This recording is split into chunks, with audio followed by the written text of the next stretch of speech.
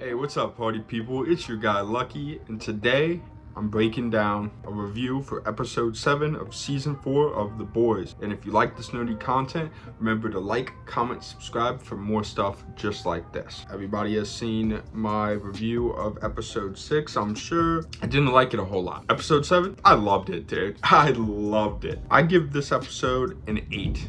An 8 out of 10, I think that's fair. There's a lot going on in this episode. So we do have the confirmation that Kessler is just a voice inside of Butcher's head. And we kind of start to see this ball rolling even more dramatically than we've seen in the past, right? Where Butcher comes to the boys and basically tells them that, hey, I'm the one that kidnapped Samir. He's alive. He's been working on the COVID for superheroes that will end them.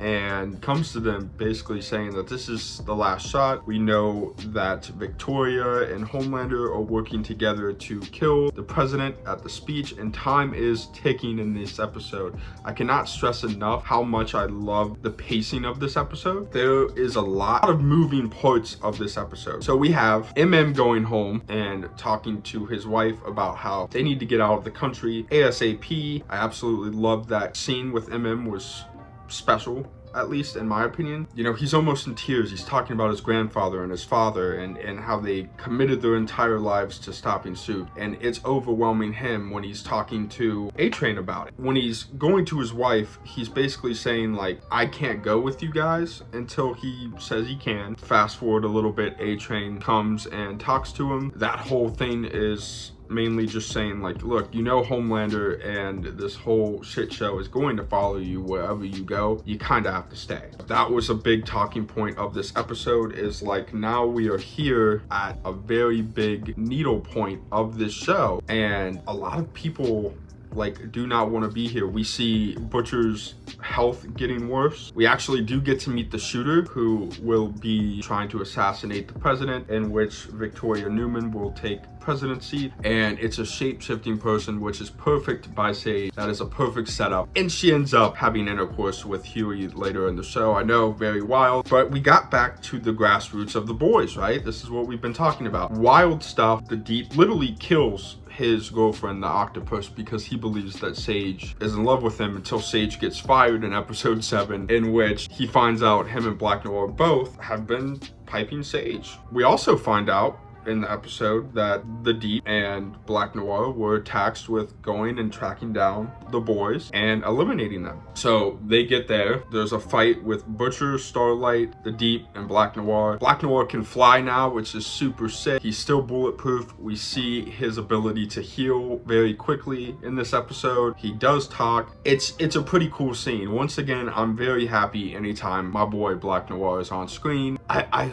just continue to hope that they do more with his character. I hope that maybe episode 8, maybe season 5 will have more of Black Noir. The fight goes with basically the boys escaping. Starlight beats the crap out of the Deep. Once she has the foot up on him, she absolutely just goes ape shit on him.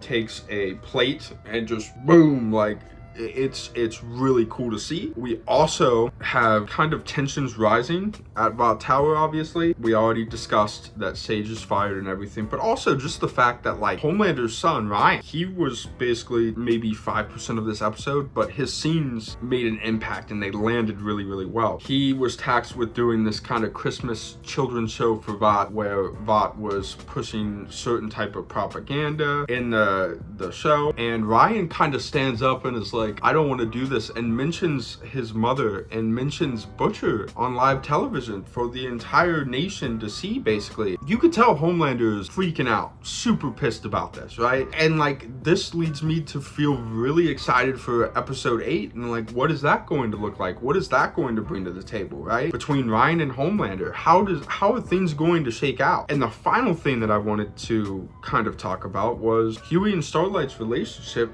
probably is going to be on edge in episode 8, in my opinion. Starlight was kidnapped by the shooter, shapeshifter, and she turned into Annie. And Hughie didn't know that it wasn't Annie, but the very last scene is Annie basically at the shooter's place, chained up, and she's trying to escape. So we did get to see Samir as well perfect the virus to give to the suit, and he escapes Frenchie and Kamiko, which were tasked with going and watching Samir kind of work at this makeshift laboratory that Butcher set up for him. We see that he escapes by kind of getting out of his chains, and then he injects Kamiko, to which Frenchie has to amputate her leg with. This review is really delayed, so I hope you guys seen this. I can't wait to see you guys in the next one. Have a good one, guys. 8 out of 10. I can't wait to watch episode 8.